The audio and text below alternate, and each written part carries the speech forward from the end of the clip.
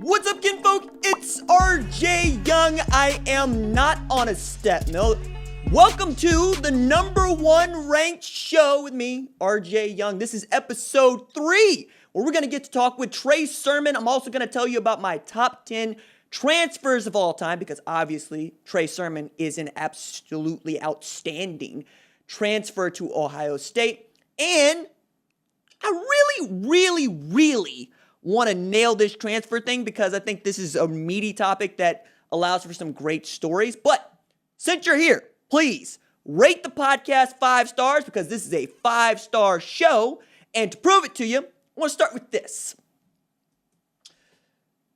This month, several Power 5 contenders got to participate in an event almost all of them missed in 2020, the spring game. And the new names that you know include Ohio State defensive end Jack Sawyer, who was awarded sack after sack in his spring game debut, Miami freshman quarterback Jake Garcia, who hit 19 of 25 for 252 with 2 TDs, Alabama redshirt freshman QB Bryce Young, who completed 25 of 44 for 333 passing yards with a TD, and USC quarterbacks Jackson Dart and Miller Moss got to showcase their talent. And that was just one Saturday in April. As any recruit Nick will tell you, spring game hits different when you've been following a kiddo since his sophomore year of high school. It's not that you don't know he's good. He is. He's probably a blue chip recruit too. It's that you want to see him in your school's colors. And while there's a lot of hype around spring games, particularly because in recent years they have become marquee recruiting events on the calendar, they're usually something of a letdown. The playbooks are colored vanilla. Many of the stars we saw burst into brightness in an otherwise dark 2020 sat out these glorified practices. Better to not risk injury than, come up lame, holding a knee with a non-contact injury. And then, court the chance of missing the upcoming season for a scrimmage no one truly believes has any sway whatsoever over kickoff come September. But how we have missed this, even as we've seen an unprecedented amount of college football this spring. And while we can all appreciate the FCS playoff taking place where a national champ will be crowned, I look forward to my team and many of your teams featuring a new class of freshman enrollees to the ranks. And that's what spring football is truly about, especially for me. You want to see that dude cracking against the first team. You want to see how deep the roster is likely to be come fall camp. Just as the early enrollee has changed the game, speeding up the maturation process of freshmen, we're about to see another change, though this one is happening just once. Last August, the NCAA Board of Governors approved a landmark measure proposed by its Division I Council. The measure allows for an extra year of eligibility for all the athletes due to the pandemic. Crucially, eligibility was extended even to those athletes who did not choose to opt out of the 2020 season.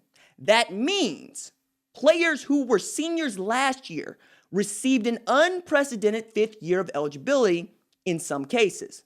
That also means players who might have been forced to enter the NFL draft or find a different day job now have one more year to show the NFL personnel that they can compete amongst the best in the world.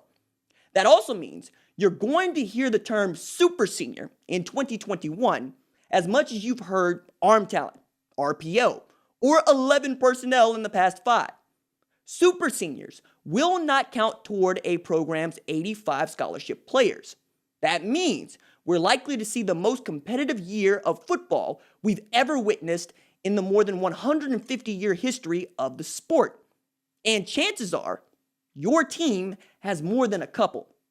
As of February 28th, the Associated Press reported, Illinois has the most, with a whopping 17 super seniors joining up with Brett Bielema in his year 1 in Champaign. My alma mater, Tulsa, has 14 of its roster as super seniors. And that includes the Golden Hurricanes' top pass catcher, Keelan Stokes. New Mexico has 14 too, so does Hawaii, Arizona State, and USC. Rutgers has 13, including the Big Ten's 2020 leader in tackles per game. Buffalo has 13 too, so does Colorado State, Appalachian State, and Troy. Florida State has 10, including Georgia transfer Jermaine Johnson, who was the number 1 ranked recruit among junior college players in 2019, and former UCF quarterback Mackenzie Milton. Texas Tech has 10. So does Georgia Southern. So does Georgia State, Louisiana Tech, Houston, Minnesota, San Diego State, Oregon State, and Cal. Pittsburgh has 12, including 4-year starting quarterback Kenny Pickett. Middle Tennessee has 12 too. So does Missouri, Coastal Carolina, Texas State, UAB, Eastern Michigan, San Jose State, and Fresno State. Temple has 11. So does Tennessee, Arkansas State, SMU, Ohio, Western Michigan, Nevada, UNLV, Arizona, and Utah. Before Title IX became law, there was no such thing as a scholarship limit in football. Then, in 1973, the NCAA imposed a limit of 105 scholarships for football. That number was dropped again in 1978 to 95 for what were then called Division 1A, now FBS programs, and limited what were called Division 1AA, now FCS programs, to 63. And we haven't seen these many players in the FBS in 30 years, since 1992, in fact, when the NCAA dropped the scholarship limit from 95 to 85. That means in a normal year, there are just over 11,000 players on scholarship at the FBS level. This year, though, there are 1,046 super seniors on FBS rosters across 130 programs. That means there are more than 12,000 players on scholarship at the FBS level. So 11.5% of the FBS is not only comprised of super seniors, but of super skilled labor. Remember, the older the player, the more he's probably played football, the better he probably is at playing football. It means there are not just more bodies, but bigger, stronger ones too. Because the game has changed. And it's changed so much with true freshmen arriving ready to play, offensive football embracing the pass at levels seldom seen in the 20th century, the sheer number of resources growing exponentially to field championship football teams. You just know a remarkably active transfer portal contributes to this, and so I have no doubt that this is going to be the best season of college football we've ever seen. And that is cause to rejoice. So, now a talk with Trey Sermon about what this NFL draft process has been for him, but what was it like for him to come on so strong at the end of his career, not just in the sport, but in a very brief stint, but memorable one, at Ohio State. Trey Sermon, welcome to the #1 ranked show. I appreciate you being here, dog. I want to get started with Ohio State, Oklahoma. Which is it? Are you a Sooner or are you a Buckeye? I'm both, man. I got to go with both. I mean, I spend a lot of time. So you a college football bigamist? You said what? So you a college football bigamist? Pretty much, yeah.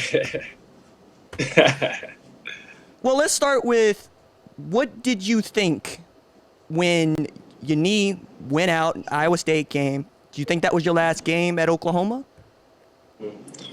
Nah, not really. I mean, I was just so frustrated that I couldn't play. I mean, that I wouldn't even have a chance to just get back on the field, I mean, the rest of the year. So, I mean, that was really my thought process. So when you decide to transfer, what was that recruiting process like for you? Or was it? Did you know you wanted to end up at Ohio State? I definitely knew that Ohio State had a need just because J.K. Dobbins just entered the draft. So, I mean, it was a place that I was eyeing. And then, again, I had a relationship with Justin and Coach Alfred. They recruited me out of high school. So the recruiting process was really easy. You say you had a relationship with Justin, two Cobb County kids, him from Kennesaw, you from Marietta. How did that relationship develop? Well, it first started out, I mean, we have the same speed trainer. So I've been working with him since, I want to say, my junior year in high school, around that time. So, I mean, just us competing since then, we just kind of developed that relationship. And then I actually played against him in high school. So, I mean, we always kept in contact here and there. Every time we went back home, we got with our speed coach, got some work in, and our relationship just continued to grow from there. Well, you knew Justin when you got to Columbus. Do you know anybody else? No, not really. I mean, I've talked to some of the guys before. I I remember some of them from my class just through recruiting, but I mean, I didn't really know them that well. How many of them remembered you busting up Ohio State 2017, true freshman, second game of the year? Yeah, a lot of them remember that. How much flack you catch for that? Not too much. I mean, mostly the coaches, they gave me a little bit of trouble, but I mean, that was pretty much it. Sounds like they were coaching you pretty hard too, because right after you really broke out against Michigan State, Ryan Day said to media, we didn't know what we had in Trey, and we were starting to wonder what kind of a back we had back there. How did you feel just trying to get acclimated and know the kind of back that you are? It really just took me some time to get acclimated. I mean, just getting in sync with the offensive line. I mean, as far as learning the whole playbook, learning the scheme, I had it down. But as a running back perspective, it's all about being comfortable. And again, it just took me some time to do that. But I mean, once I was able to click, get in sync with everybody, I was rolling from there. So I want to talk about December 19th, 2020. Passing game stalling. Your QB1 is out of sync. You put the Buckeyes on your back. You go 29 carries, 331 yards. Like, how did you feel when you reached that upper level where your mind, body, and soul is one and you got that glow going on? How you feel? Man, I was feeling good. I mean, I was just really feeling it in the zone at the time. And then, I mean, after the game, I mean, I was just relieved that I was able to help the team win. I felt that game in particular was important for a number of reasons. It's not just that you won a Big Ten championship and you sealed a berth in the college football playoff. It was you showing your best self, because I believe that Ohio State fans didn't know the kind of player you were at Oklahoma. You had 200-yard rushing performance. You had been the dude that carried a load in the third and the fourth quarter. How much was it just a relief for you to be able to show everybody, no, I'm this good. I am RB1. It felt good to show everybody that. I mean, again, just having a slow start was pretty frustrating, but I knew I just had to keep working. And I knew once I got the opportunity, I was going to make the most of it and really seize the moment just because of my preparation. So once the opportunity presented itself and I was able to take over and get that workload, I mean, again, I seized the opportunity and it felt good just to show everybody the type of running back I am. So Michigan State, you go for 110. Against Northwestern, you set the single game rushing record, stood for 25 years, held by Eddie George, who won a Heisman. Then you go into the college football playoff and you bust Clemson up for 193. You get one carry against Alabama and then you go out. How did you feel? And I was devastated. I mean, just knowing how much I prepared for that game. I mean, it was the biggest game of my life that I was getting ready for, and it just hurt me even more because when I transferred to Ohio State, I told Coach Alfred, I told Coach Day, I'm going to help you guys get to the natty, and we're going to win. So, I mean, with me getting hurt on that first play, I mean, it just hurt me a lot that I couldn't really just make that promise come true that I told them. So, I mean, again, I know everything happens for a reason, but it was definitely tough. And I still think about it to this day. See, I think about you as a talisman. And the reason I think about you as a talisman is because you have played on 4 college football playoff teams. You have won a conference championship in 4 years. You were a 4-year letter winner. And all of this, you were the guy that carried the load as a true freshman and then carried the load as a senior, averaging 6.5 yards per carry, 10 yards per catch. Like, I'm making the case here. Are you the most slept on player in this NFL draft? I definitely agree. I mean, I feel like a lot of people, I mean, haven't really done their homework because, I mean, if they do, they'll know that as far as my size, I'm one of the most elusive backs in this draft. My catching ability is great. Although I haven't had a lot of opportunities, every opportunity I did have was good. I mean, one-on-one with the linebacker, catching one-hand catches in a game. Like, I've done it all. And again, I've shown it on film. So, again, I definitely believe that I'm the most slept-on running back. But I know once I get my opportunity in the league, everyone's going to see who the best running back is. How is your pass blocking coming along? Because that is the thing that I hear from NFL folks that is the toughest to pick up for a rookie running back. I feel like it's good. I mean, I've protected 4 Heisman quarterbacks throughout my college career: Baker, Kyler, JALEN, and Justin. So pass blocking is nothing new to me, and I definitely know that I can continue to stay sharp on my technique as I make the transition. But I don't think it'll be hard for me at all because, I mean, I've been doing it my whole career. You mentioned the quarterbacks that you played with, right?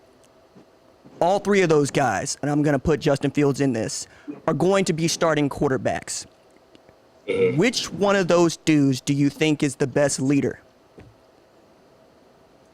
And it's really hard to say because that's what made all those guys so similar. I mean, their leadership qualities, that's what really separates all 4 of them from everybody else. I mean, each guy I played with, that was the similar trait that I saw. I mean, just their winning mentality and their leadership, how all 4 of them, they just get everybody going and try to make everybody around them better. What would be one thing you picked up from each one of those quarterbacks that you can take with you into the NFL?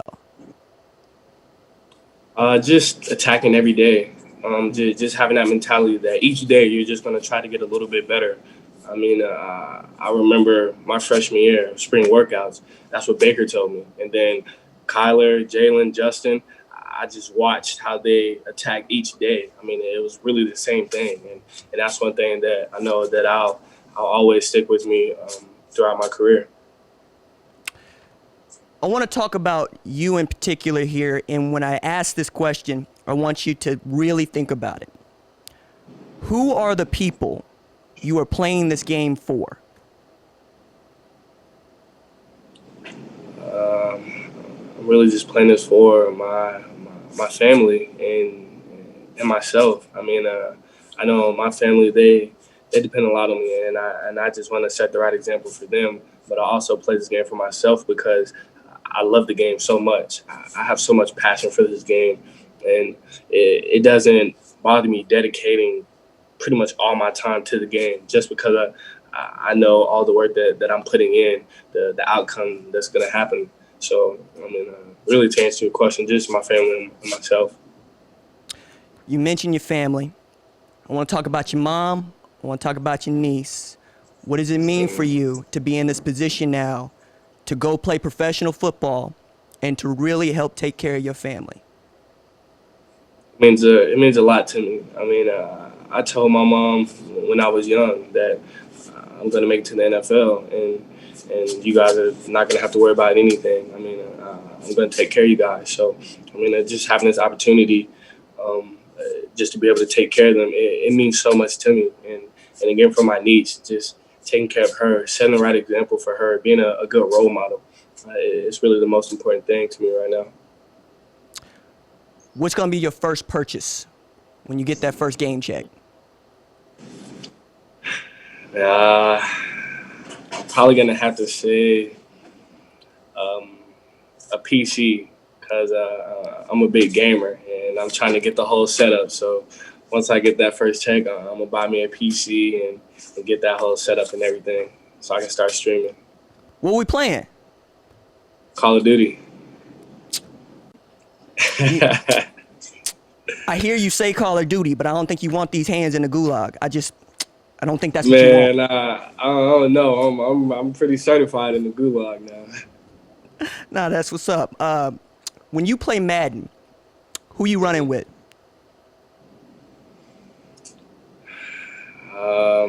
It really depends who, like what team I'm playing against, but my go-to team it'll probably be the Cardinals. With Kyler and DeAndre, and so you out here cheating. That's what you doing. Okay. Nah, I get you. Yeah, you out here man. cheating. It's all right. It's all right. Can't everybody just come up with the Saints? Can't everybody just come up with the Jags? You know, that's all right. I got you though. I understand. So, one of the things I've always been interested in when talking to players like yourself who are getting ready to go into the NFL is who your team was growing up and who was your favorite player. I never really had a favorite team growing up. I mean, I just always had favorite players that I specifically watch on every other team. So, I mean, again, I never really had a favorite team growing up. But as far as favorite player, the guy I used to watch a lot was Ray Lewis. I mean, just how he played the game.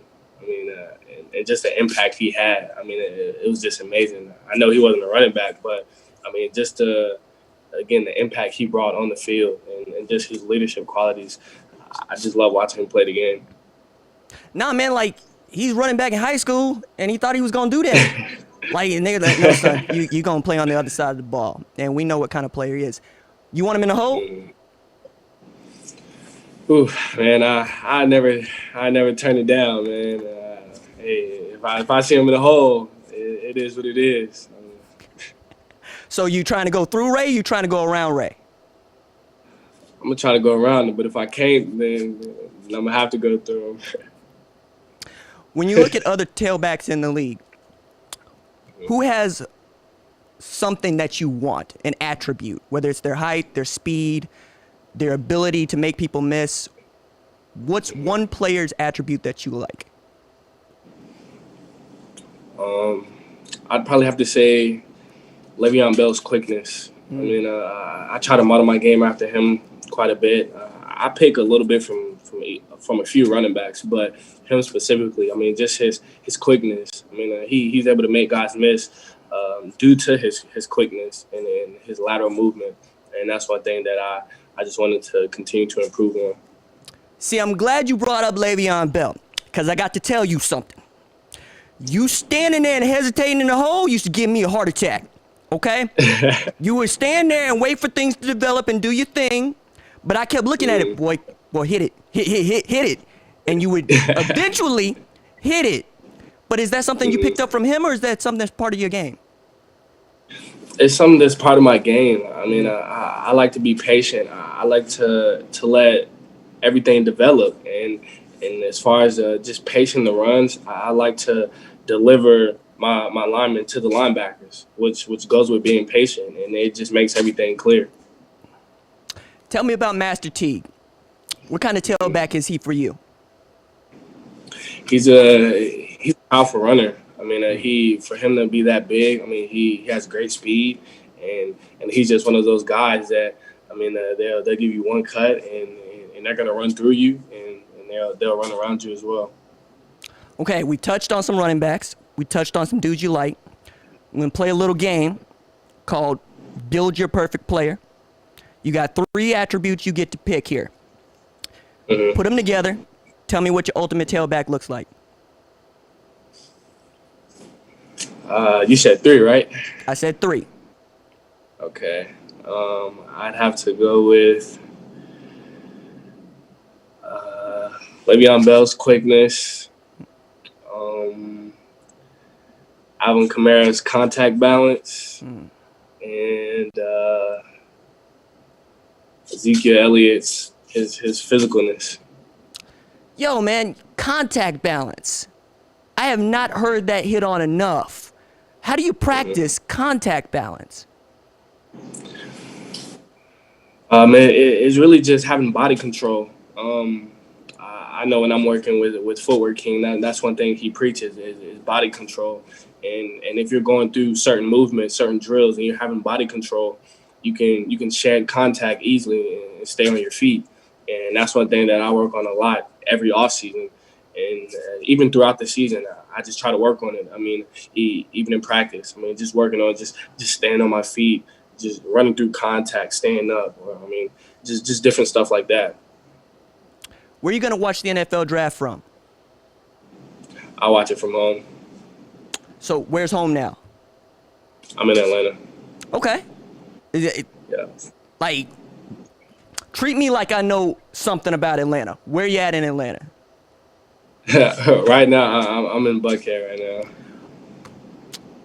So we bougie? Is that where we are? We bougie? Okay. All right.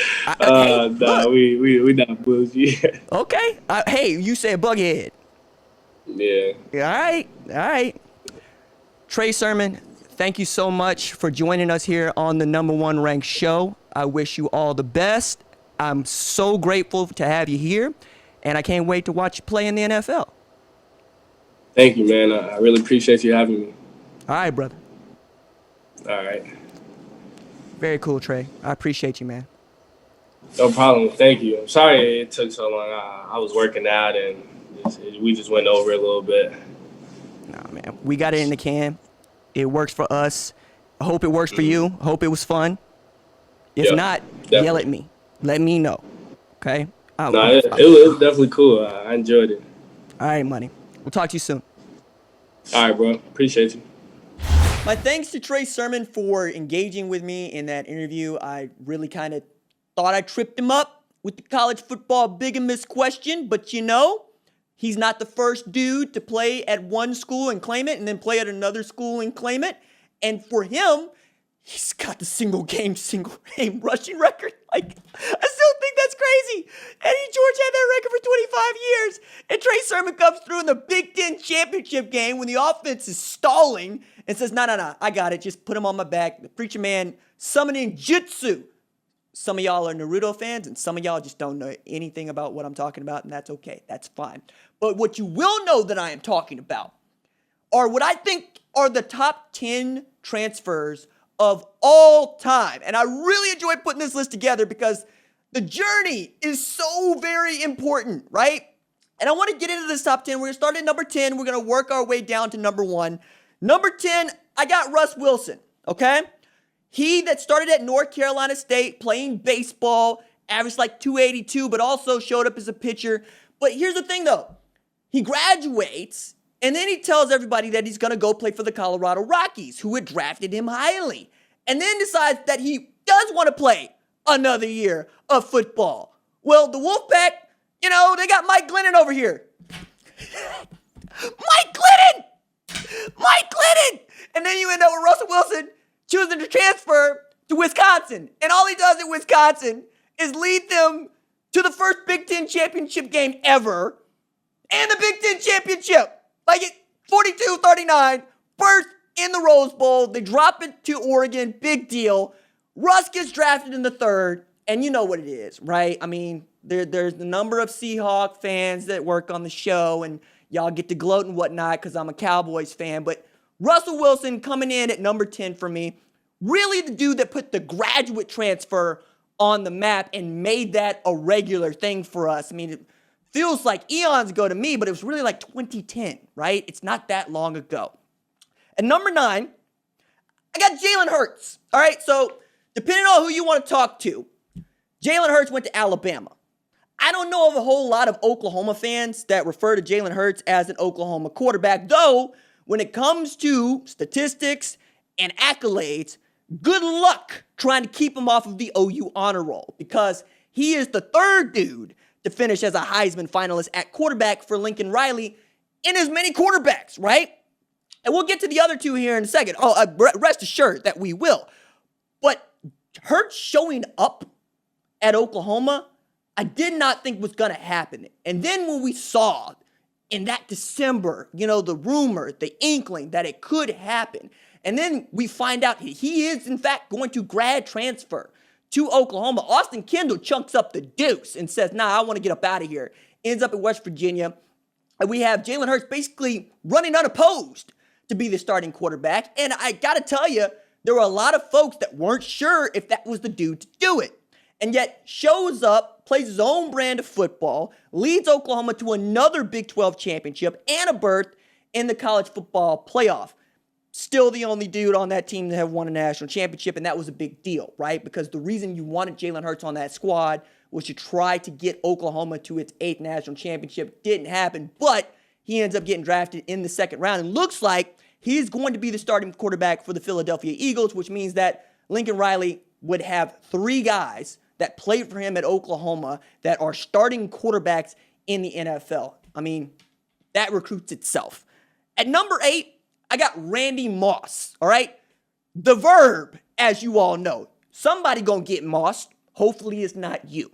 But Randy's journey is remarkable to me. This is a man whose dream school was Notre Dame.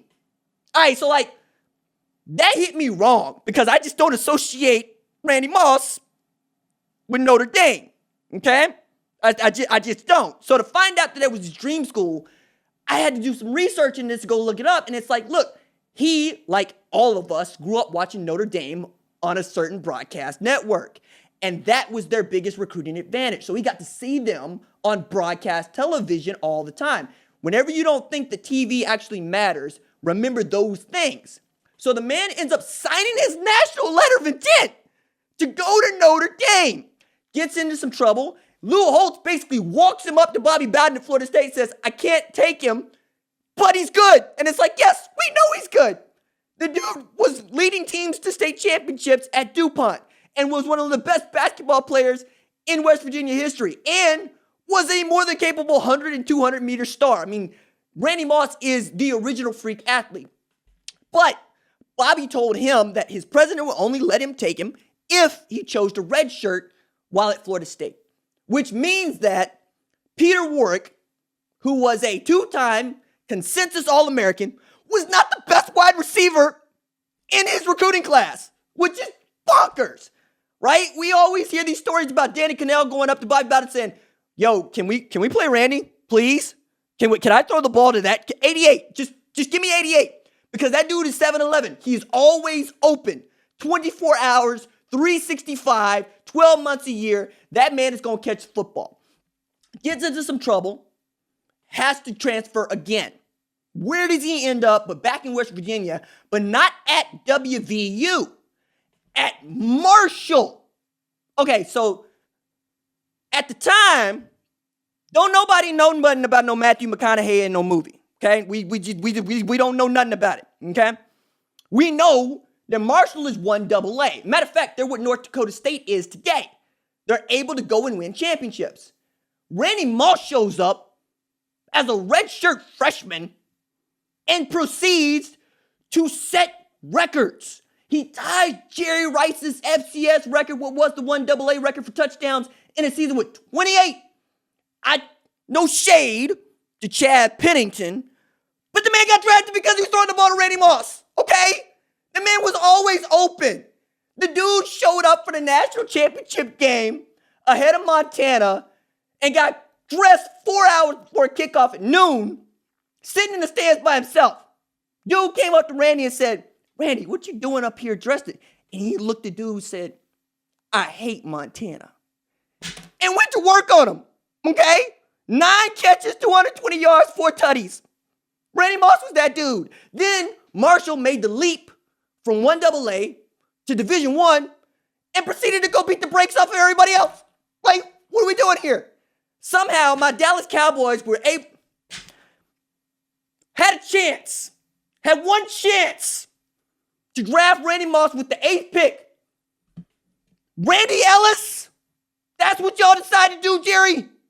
Anyway, you know what it is. Randy Moss ends up with the Minnesota Vikings and has a Pro Football Hall of Fame career. Because that's who he is. Straight cash, homie. That's who that man is. All right? And that dude is number 8 on the list. All right? We get to number 7. Look, we could say a lot of things about Kyler Murray, but none more important than it wasn't going well at A&M. When we all thought that Kyler Murray at the time was going to be that dude. Okay? Kyler Murray went 43-0 at Allen. You know, same Allen that Chad Morris is coaching now. Shows up at Ampersand U and is in a duel with Kyle Allen? Like, you know, Kyle Allen's an NFL quarterback. I get it. I understand. But after it wasn't going so well, December 2015, his head coach puts out feelers like Kyler wants to transfer, calls up Oklahoma and Lincoln Riley. Says to Bob, would you like to take him? Bob brings Lincoln. Lincoln is browbeating Kyler Murray into signing his financial aid agreement because, yes, he wants Kyler Murray in Norman. Kyler has to but sit out for the transfer. Then he's backing up the Heisman Trophy winner in 2017, gets drafted in the top 10 in Major League Baseball draft. Nobody expects him to do more than play one season at Oklahoma and go play Major League Baseball because they were rewriting the rules so that this man could be an Oakland A. But what does he do? Proceed to throw for more than 4,300 yards, all the touchdowns, 1,000 yards rushing, the second all-time 4,000-yard passer, 1,000-yard rusher in the history of the sport behind Deshaun Watson.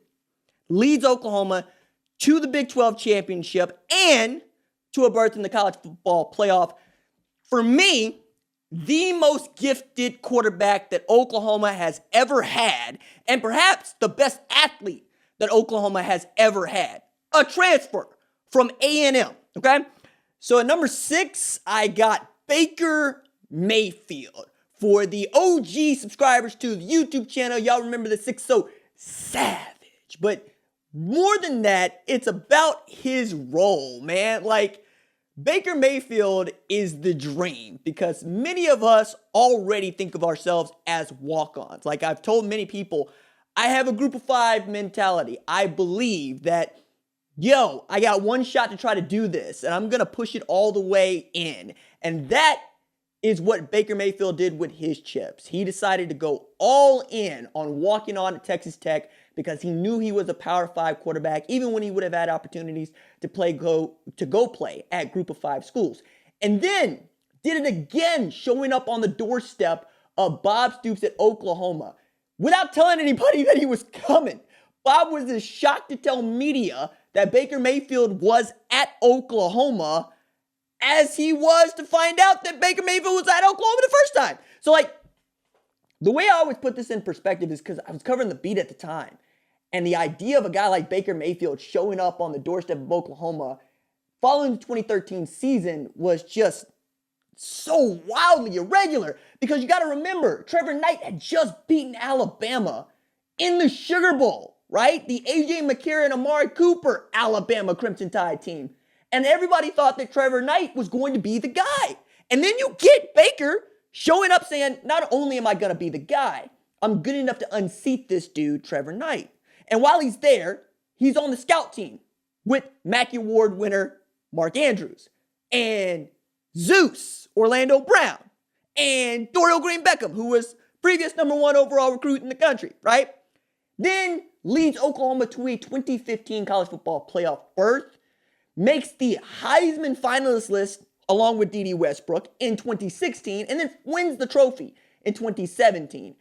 By the way, taking Oklahoma back to the college football playoff and becoming the number 1 overall pick in the 2018 NFL draft. We've never seen a walk-on win the Heisman Trophy, and we probably will never, ever see a walk-on win the Heisman Trophy. So from number 6, I want to go to number 5. You get to Justin Fields, all right?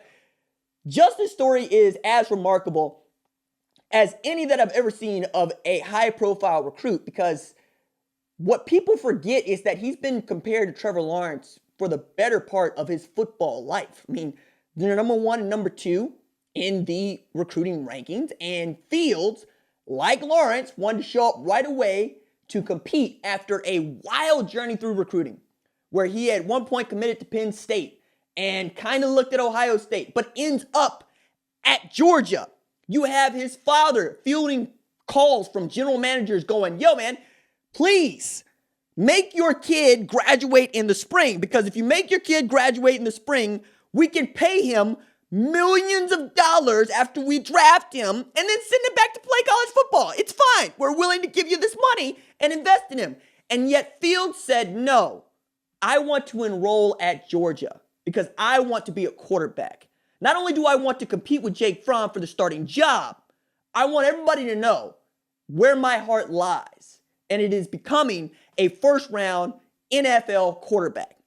Doesn't really get the opportunity to compete with Jake Fromm for the starting job at Georgia and decides to transfer to Ohio State before you can really guarantee that you could get that hardship waiver deal to work out for you.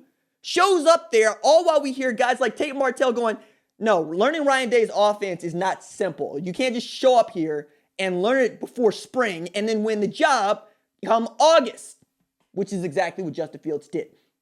Then he leads Ohio State to a Big Ten championship and to the college football playoff. Takes an L against Clemson, where the last pass he throws gets picked off. Says, no, I'm coming back to run it back. That's what I want to do. The pandemic hits. The Big Ten cancels its season. And yet there's Justin Fields leading the charge for we want to play. A man who was going to get drafted in the first round anyway, who had more to lose than to gain by playing college football in 2020, still started the season in November, manages to lead the Buckeyes to a national championship berth in January, all while getting his revenge against Clemson in a game where he was injured. Still completes 22 of 28 for 385 with 6 touchdowns and an interception. One of the coolest stories that I've ever got to witness as a college football fan. And he's number 4 on the list, right? Excuse me, number 5 on the list. Number 4 on the list is Joe Burrow. Now, Joe Burrow being on this list seems just wildly strange until you get to the 2019 season. Because even after he chose to transfer to LSU, he wasn't the reason that 2018 team LSU was good. Like, that was the defense. That was Devin White. That was Grant Delpit. That was him. That man completed like 57% of his passes. And yeah, they win 10 games. But at the time, we're looking at Joe Burrow, not unlike we look at Jake Fromm. He's good. He's not great. Comes back in 2019 and says, watch this. I'm going to go for 5,000 yards passing. I am going to get upward 60 touchdowns and 6 INTs. I'm going to win the Heisman Trophy. And I'm going to be the number 1 overall selection in the 2020 NFL draft off of one brilliant year. So good that they renamed the high school football stadium where he played after him, right? And this is at LSU, where they are now spelling his last name not Burrow, but Burreaux. And if you've been through Louisiana, you understand you're going to make it do what it do, right? That dude is number 4 on the list. And number 3, I got an offensive lineman. Shocker for some of y'all, but some of y'all will also understand what Landon Dickerson was able to do for Alabama, okay? Because Landon Dickerson decides to transfer to Alabama, which nobody seems to be able to do, and then works his way into the starting lineup at center, which you can make an argument is the most pivotal role for any offensive lineman, let alone any offensive player in football. You're responsible for making all the calls. You're responsible for taking on that 350-pound nose tackle. You got to be able to move. You got to be able to pass block. You got to be able to pull. And you have to have the trust of that dude that is calling out the signals behind you. Dickerson shows up, takes the job, and then is able to talk Nick Saban into letting him go out there and take snaps in the waning seconds of the national championship game, knowing he has no business even being in pads, all right? I love that story, and I love knowing that a guy like Landon Dickerson can still exist in modern football, where you can still show up to Alabama, and you can still win a starting job on that offensive line, and you can still win a national championship. He might be the first player selected in the interior lineman in this NFL draft. Then at number 2, I got my guy. The guy I believe is the greatest college football player of all time. The guy whose journey started at Florida, gets into trouble, ends up in Brenham, Texas, playing for Blinn College, and ends up at Auburn. All right, so Auburn was good with Tommy Tuberville in 2004, but we ain't really, checking for Auburn like that. We checking for Bo Jackson. We're not checking for Auburn, okay? Cam Newton shows up and basically, with a little bit of help, but mostly by himself, if we keep it at 100, let's keep it a buck, leads Auburn to the national championship and wins it along with the Heisman Trophy. Now, in the modern era, the guys that won Heisman Trophies, won national championships, and been number 1 overall picks, they're seldom, they're few. Then add to that what Cam Newton has accomplished in the NFL. Still playing, by the way, and was 2015 NFL MVP. And the guy for which we could all look at and say, hey, you could still be a quarterback and overtake this game. It's really rare because football is such a team sport, but I have never seen someone bend the game to his will the way that Cam Newton was able to do it with his legs and with his arms, right? And then number one on my all-time transfer top 10 is Nebraska quarterback Scott Frost. All right, so this is one in which I'm probably going to get checked when you see this on the list. But let me start with this. Scott Frost wins 2 national championships at Nebraska. That's what you know about, okay? Puts together an 11-2 record and then a 13-0 record with Tom Osborne. That's what you know about. What you don't know is the man left Nebraska to go play at Stanford. So how'd he end up at Stanford? He wants to play for Bill Walsh. I mean, who wouldn't want to play for Bill Walsh, right? You understand what that West Coast offense could do. You know what he was capable of in the NFL, right? And then Bill Walsh decides to retire. Tyrone Willingham is supposed to be head coach, Stanford. Scott Frost says, I ain't signed up to be coached by Tyrone Willingham. I wonder if I can go home. And who's at home but the man himself, Tom Osborne? I want to come. Can I come? Yes, you can come. Shows up in Nebraska, wins the starting job, and leads them to national championships. That is the dream. That is what we expected from Jalen Hurts, right? That's what you got out of Joe Burrow. That's what you got out of Cam Newton. But to do it twice in 2 years, or 3 years, excuse me, we're not really prepared for that. And then my favorite fact about Scott Frost isn't that he ends up in Nebraska in a roundabout way. Isn't that he, in Central Florida, won a national championship in 2017. Is that the man was drafted to play safety for the New York Jets. And he tried that. He did that. He's got tackles on the resume after playing quarterback in Nebraska because that's what we think of quarterbacks that ran the triple option at Nebraska. And yet here he is today at Nebraska where he is always thought of being and where he is at home. And the love affair between he and that fan base is unlike any I've ever seen between a head coach and really a fan base that's been starving to win.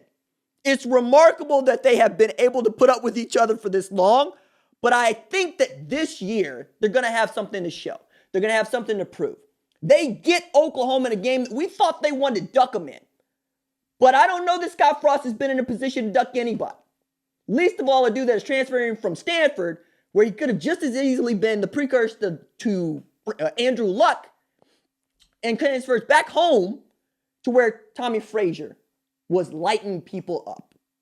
So, top 10 list. Let's go through it one more time so we're all on the same page. Russell Wilson at number 10. Jalen Hurts at number 9. Randy Moss at number 8.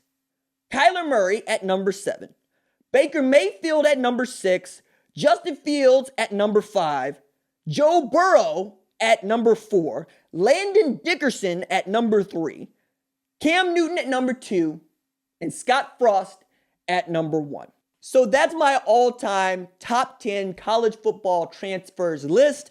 Please let me know your opinion of the list. You can leave a review on the podcast app that you're listening to this from. You can also leave a comment on the YouTube channel, or you can tweet us at #1show on Twitter, or you can leave a reply on the Instagram account, the #1show on Instagram. But since we are here, one of the things that I really enjoy is taking on your questions because you guys have such great opinions and really ask some insightful questions that I want to answer. And this one that I got from J_McGarry3, I thought was very good. But rather than just answer it right away, I would like to hear what you think. And then we'll see which one of your replies is good, right? And perhaps read it on the show. So let me put on my spectacles and give you this question. Which team that hasn't made the playoff is most likely to win the Natty? Tweet your answer at #1show and see what you guys come up with. I got my answer, but I'm really interested to see what you guys come up with. All right, that is our show for today. If you enjoy it, please leave a 5-star review because this is a 5-star show. I'm so excited to be doing this, and I'm glad that the rollout is going as well as it is. If you have thoughts or opinions about what can make the show better, guests that you want to hear on the show, please get at us on our various social channels. Just look for the #1 ranked show. That is going to do it for me. Deuces.